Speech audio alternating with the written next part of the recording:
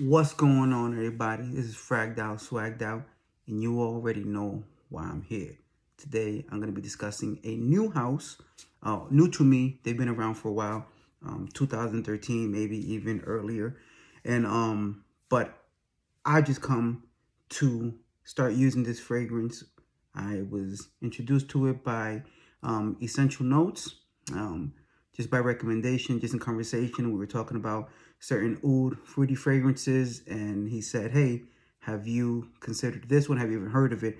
I said, "No." I went on the website, I looked it up, and just by reading the notes alone, as I am one to do, I blind bought it, and I was really happy with that. And that fragrance was Summer Breeze, and the fragrance house is Phoenicia Perfumes. Now, I'm really happy about talking about this fragrance today because it is another perfume house based on the Northeast Coast. Recently, we talked about Maison de Darius, that's in the Maryland area. We talked about City Rhythms, that's in Jersey. And now I get to speak about a house that's actually from New York City, from Queens, New York. So this is really exciting for me because it's not your typical house, and it's not what you're thinking when you think about a house that's coming out of New York City. So not to belabor this, but I did want to give a little backstory on this, just because you know, when you know more about a fragrance house, it kind of builds the experience, and you're kind of more prone to, or at least I am. So I'm speaking for me. Hopefully I'm accurate in how you perceive it, and if not, feel free to fast forward and get straight into the fragrances. But a little bit of background about this fragrance house. So Phoenicia Perfume pays homage to the mythical Phoenix, so the name Phoenicia, right? Who rises from the ashes, symbolizing the rebirth and regeneration of the body and spirit. David Falsberg, creator and nose of Phoenicia, is a survivor. David lost his eyesight in 2007 after severe medical trauma caused by Stevens-Johnson syndrome, a life-threatening syndrome that literally causes the skin to burn from the inside out. However, this trauma was a blessing in disguise, as he found his sense of smell had turned what David calls alpha dog. He began to explore scents from an enhanced olfactory perspective, experiencing scent as a sensory vibration.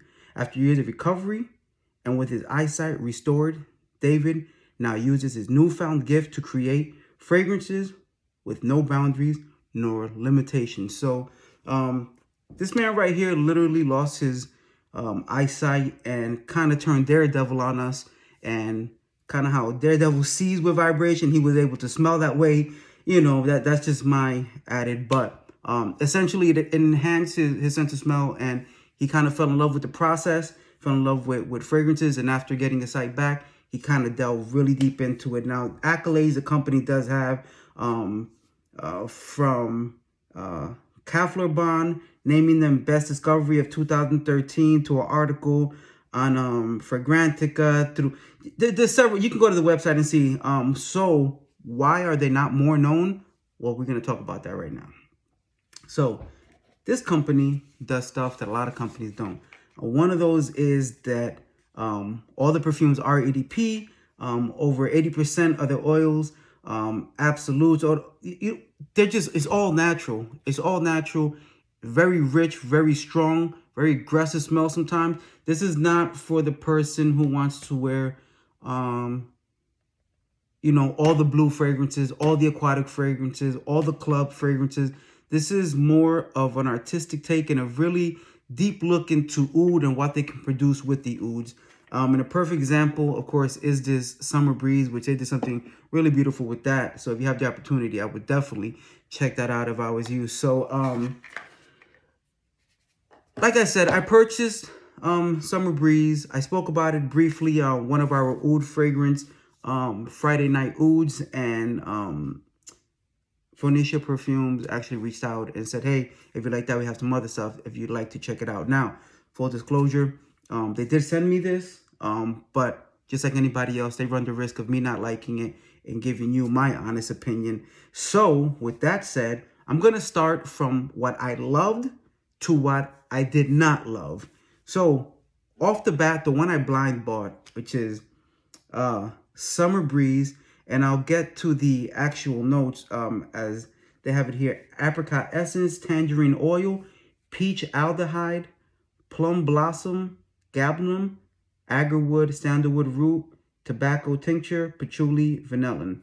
And this is just a beautiful fragrance. This is the perfect blend of that wonderful, fruity, tart, juicy fruit summertime vibe with just enough oud to give it way more character than any of your other fruity fragrances.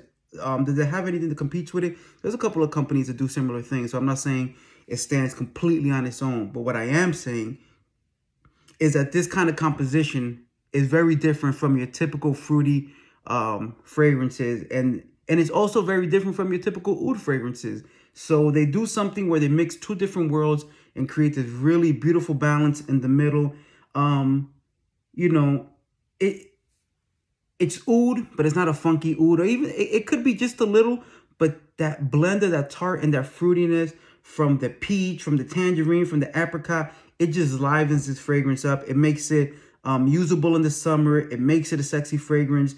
And not all ouds always are. So this is a fragrance that I really like for any time of year. The oud makes it usable through the cooler weather, but the fruity notes also make it usable in the summer. So this is like a little Swiss Army fragrance right here, and it really, really, really packs a punch. Longevity, CI projection, everything. This one right here is my favorite. This is the one that I do own full bottle, and this is a full bottle presentation, by the way. $80 for 15 ml. Again, they are dealing with naturals and high quality ingredients, so this is what you get for that size, but you won't be using a lot of it, I guarantee you. Okay, so that's my number one. My number two in this collection, and I will point out that something else I talked about with them. They did send me these glass joints right here. And even when they reached out to me, they told me, "Hey, we've seen your videos. We know you don't like these, but this is what we have right now." So I was like, "Cool. Send me what you have. I'll just transfer them over into these." So this is what I have. I haven't sprayed them in these yet because I wanted to save them. I did dab them when they got here. So hopefully they spray well. There's a possibility they don't, and we'll shift fire if necessary. But my next favorite one is Oud Elegance Rose. Oud Elegance Rose. And let me get right there. Success. Very nice. And that actually sprays really well. Got these on Amazon, by the way. Yeah, of course. Yeah, no regrets with it. So this one is for the 15 ml, it's $105 US, and the notes are bergamot, warm spices, rosemary, Moroccan rose, cumin, saffron, curated, sustainable, and vintage ouds, cedar, amber, and ethical civet. And man, wow. So again, going back to that question when I asked, why is the company making such quality fragrances, not more commercial, not more known? And it's because of this, because this fragrance right here, like, this is for the real oud lovers. This is for oud connoisseurs. This is for somebody who understands that when you pay $80 to $120 for this little thing right here, what you're getting inside is quality. And it's for those individuals who understand that the majority of the perfumes that you're wearing today that say oud are probably, and more likely than not, oud accords, as opposed to actual oud or oud trot or ensar. So yeah, so with this fragrance right here, you're going to get that oud as soon as it opens up. I don't get too much bergamot, but you definitely get spicy, rosemary. You get a little bit of civet. Now, I'm one of those people who does not love civet in the fragrances. So the fact that that it's in here is not off-putting at all. And I've seen some really, really bad civet and fragrance. Or I guess not bad, but way too funky for me, way too animalic. This is done in a way where I can definitely take it. And that Moroccan rose, it just shines through the whole fragrance. So they have another similar one to it in the collection. But this rose is what really makes a difference. And what I'm realizing now, based on a couple of fragrances I've smelled this month, I'm really starting to like rose a lot more these days. I was really anti-rose in the past, or maybe I just smelled the wrong ones, because recently I've been coming across some roses that are really, I like rose a lot now. So this right here, that bergamot, I guess mixed with that rose is what's really doing it, because what I'm finding is that I'm liking rose with a tart fruit in it, or mixed with this. So that bergamot, that warm spice, that Moroccan rose, and the spiciness from the warm spice on the top, that cumin and that saffron, it marries so well, and it smells like a very typical Middle Eastern style fragrance. So, and the projection with, now this one, if Summer Breeze projects, this is a bomb. Like, this is going to stay with you and on you. This does not leave. This is a very majestic, strong fragrance. It smells like it's expensive, and although it's only 120, it's so small that if you do the math, if it was 100 ml, it'd be a very expensive fragrance. But if you are a lover of nice ouds, of quality ouds, of ouds done right, and not just an oud accord that's very convincing, if you want to invest in real oud that smells good, that's made well, then this is definitely one. And like I said, this is one of the ones in the collection that, even though it is that real oud and it can be a little funky, it's just enough to where it's usable in a lot of different occasions. Yeah, this is just a really good one. So again, Summer Breeze number 1, Oud Elegance Rose number 2. Two very, very good ones. The next one is going to be Oud Elegance Incense. So I'll spray this one over here, and so far that spray doesn't work. So, okay. Yeah, this is, Oud Elegance Incense and Rose can flip-flop at any given day. When I first smelled them, Rose was the one that was doing it more for me, but I don't know, with the sprayer now, it's giving it a run for its money. Okay, so the notes on this one are bergamot, oud incense, lemon kush, labdanum, neroli, light florals, curated, sustainable, and vintage oud, sandalwood, roots, amber, Tibetan deer musk. Oh, yeah, okay, see, now I get that. Yeah. So this is really similar to the rose one, but just take away entirely all of the rose. And you get that lemon kush. It gives it that nice citrus with that bergamot and that incense up top. But through it all, you're going to get that vintage oud. And it is a really, really, it's definitely not funky here. It's just a really well blended, a little medicinal. But, take away that from it, and then you almost have like just a citrus incense fragrance. So you really get the feel of that oud and those citruses. But what I like here is that musk, and that's what really differentiates those two. One it's led by that rose, and this one, even though the musk is in the base, you really get it early, and it's a really nice fresh addition to this fragrance.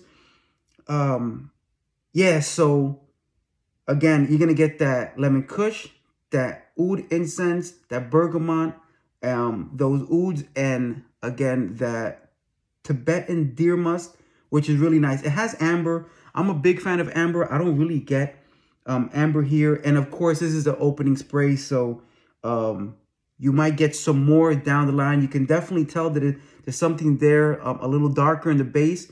Not too sweet though, so it's not that typical sweet oriental style amber, but it's a little darker, lightly sweet enough to just kind of house everything together. But again, this one is a very, very nice one. So that is Oud Elegance Incense. Just another very, very dope fragrance. And this one is $90 for the 15 ml. Now, No, I will save that one for last. So the last one that, or second to last, is Beguiling Glove. I like that name. Beguiling Glove. And this one is 140 USD for the 15 ml. And in this one, the notes are the sandalwood. I don't think they actually have. Yes, they do. Sorry. The notes are Indian sandalwood, Syrian and Moroccan rose absolute, Laotian oud, Kus, both wild green and deep Indonesian, tincture of wild vintage oud, chips, and castor sacs, red Parisian saffron, incense, and snippets of choy loban. So I don't know what a lot of that is. Some of it I do. You know, the Moroccan rose, the Syrian rose, the Indonesian sandalwood, Laotian oud. But the Kus, both wild green and deep Indonesian, not familiar. Tincture of wild vintage oud, of course. Castor sacs, okay. Red Parisian saffron, sure. Incense of snippets of choy loban. Also don't know. I should have double checked that before I did this. But nonetheless, the fragrance. Because at the end of the day, if this is good, you're going to like it whether you know what it is or not. And if it's bad, it's not going to matter if you know what it is. Yeah, this one.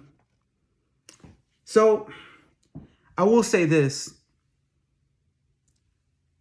The one of all of these is smell the most expensive, the highest quality, everything combined, is definitely this Beguiling Glove.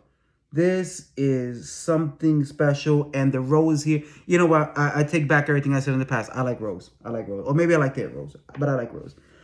This rose mixed with this oud is amazing. This smells like a rich person, just bottom line. And if you wanted to own 100 ml of it, you probably have to be close to one. But this right here is just beautiful.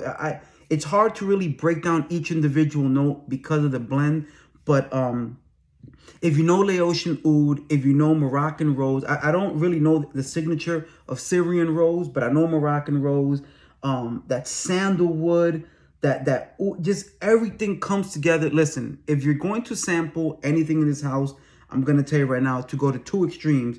Go to their ultralight one, which is Summer Breeze, and go to their ultralight, I'm a rich person when I rock this, Beguiling Glove. That's the super left, super right limits, and everything else is in between as far as what I like. Man, I'm gonna keep it a buck. Beguiling Glove might be my favorite, and then the Summer Breeze, and then the Rose, and then the Incense.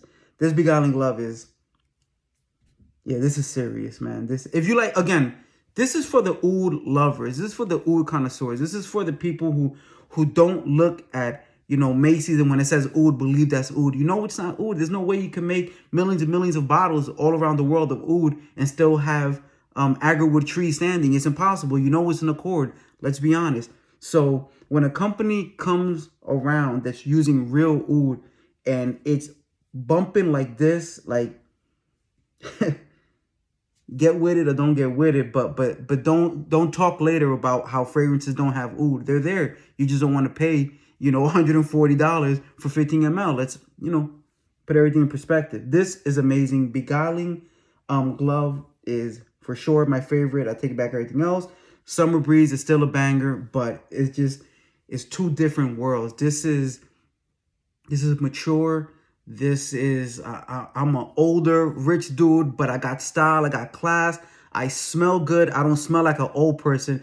You just know that because I have that, probably, it's like when you see somebody in a Lamborghini and they're not really renting it, they own it. It's probably somebody older because they got the money too. This is it right here. This is amazing. This is, if you're talking about oud, this is the one. Don't talk to me about nothing else if you're not willing to at least try this. Now, with all of that, you would say Phoenicia cannot miss. Well, for me, one thing did. And, you know, shout out to the company for everything they do great. And not that they did anything wrong here.